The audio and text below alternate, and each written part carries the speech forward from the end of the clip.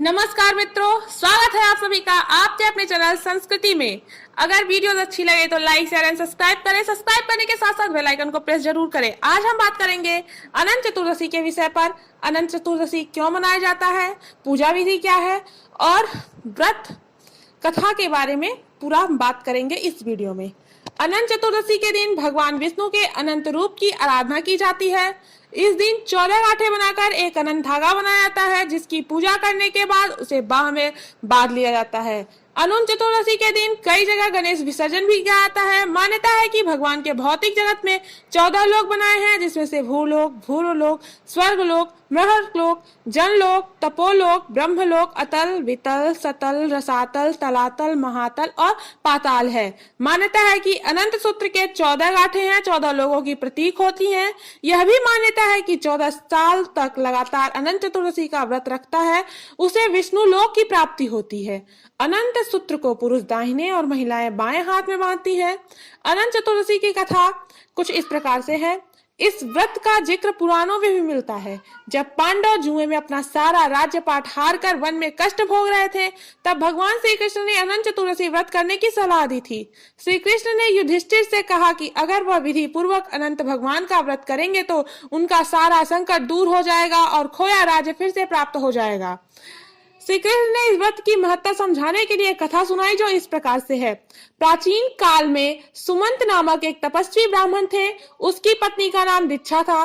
दोनों की एक परम सुंदरी धर्मपरायण तथा ज्योतिर्मयी कन्या थी, जिसका नाम सुशीला था। सुशीला बड़ी हुई तो उसकी माता दीक्षा की मृत्यु हो गई। पति के मृत्यु के उपरांत सुमंत ने कर्कशा नामक स्त्री से दूसरा विवाह कर लिया और सुशीला का विवाह ब्राह्मण सुमंत ने कौंडिन्य ऋषि के साथ कर दिया। विदाई के समय कर्कशा ने दामाद को कुछ ईंट और पत्थरों के टुकड़े बांध कर दे दिए। कौंडिन्य ऋषि अपनी पत्नी को लेकर अपने आश्रम की ओर निकल पड़े। रास्ते में ही शाम ढलने लगी और ऋषि नदी के किनारे संध्या वंदन करने लगे। इसी दौरान सुशीला ने देखा कि बहुत सारी महिलाएं किसी देवता की पूजा कर रही थी। सुशीला ने महिलाओं से पूछा कि वे किसकी प्रार्थना कर रही हैं। इस पर उन लोगों ने उन्हें भगवान अनंत की पूजा करने और इस दिन का उनको व्रत रखने के महत्व के बारे में बताया। व्रत के महत्व के बारे में सुनने के बाद सुशीला ने वहीं उस व्रत का अनुष्ठान किया और 14 गांठों वाला डोरा हाथों में बांधकर ऋषि कौंडिन्य के पास आ गई। कौंडिन्य ने सुशीला से डोरे के बारे में पूछा तो उन्होंने सारी बात बता दी। कौंडिन्य ने यह सब कुछ मानने से मना कर दिया और पवित्र धागा को निकालकर अग्नि में डाल दिया।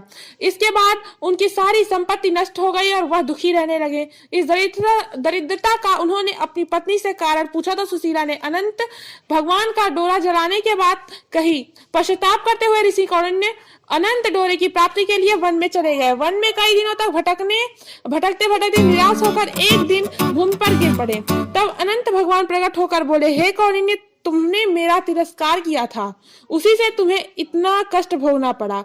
तुम दुखी हुए, अब तुम्हें पश्चाताप किया है। मैं तुमसे प्रसन्न हूँ। अब तुम घर जाकर विधि पूर्वक अनंत व्रत करो।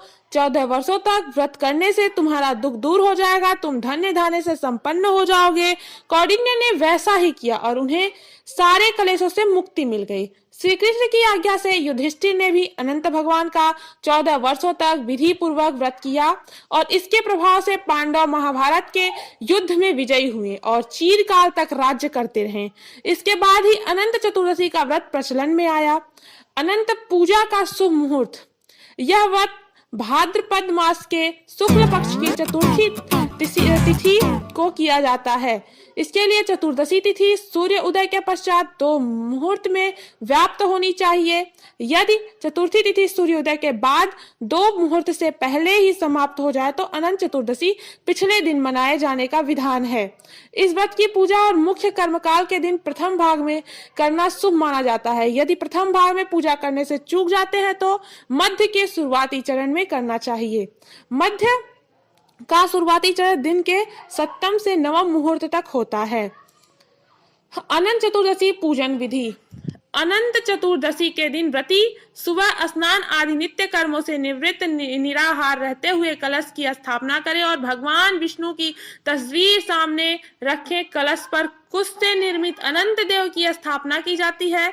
इसके आगे कुमकुम, केसर या हल्दी से रंग कर बनाया हुआ कच्चे डोरों का 14 गांठों वाला अनंत भी रखा जाता है। अगर आप खुद अनंत नहीं बना सकते तो बाजार से खरीद कर ले आए। इसके बाद अनंत देव की कथा भी सुनी जाती है।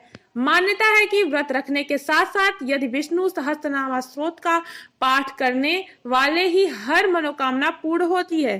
पूजा के अंत में एक बर्तन में दूध, सुपारी, अनंत सूत्र डालकर क्षीर मंथन होता है। इसके बाद आरती की जाती है और अनंत देव का ध्यान करके अनंत सूत्र को पुरुष दाहिने और स्त्री बाएं हाथ में बांधती है।